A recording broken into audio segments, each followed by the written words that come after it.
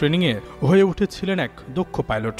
তবে ভাগ্যের নির্মম পরিহাস, স্বপ্ন পূরণের একক যাত্রার দিনেই ঘটে দুর্ঘটনা। মাইলস্টোনে যুদ্ধ বিমান বিধ্বস্তের পর একটি বদ্ধ ঘরের কোণ থেকে জীবিত উদ্ধার করা হয় পাইলট তৌকিরকে। তবে চিকিৎসার জন্য হয়ে যায় ঢের দেরি। এতে চিকিৎসাধীন অবস্থায় মারা যান তিনি।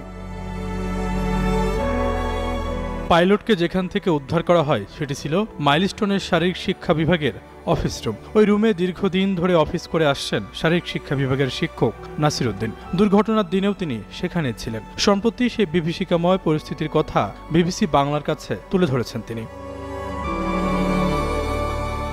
শিক্ষক নাসির উদ্দিন জানান, সোমবার দুপুরে একটি প্রচণ্ড শব্দ হয়। শব্দের সঙ্গে সঙ্গে তিনি রুম থেকে বের হয়ে আসেন। সে সময় দেখেন চালের একটি অংশ পুরো ভেঙে গেছে। তারপরেই আগুন আগুন বলে চিৎকার করে সবাই। যেখানে বিমানটি ভেঙে পড়েছে ওখানটায় গিয়ে দেখতে পান মাত্রই আগুন ধরেছে। তারপরই সময় যত গড়িয়েছে আগুনের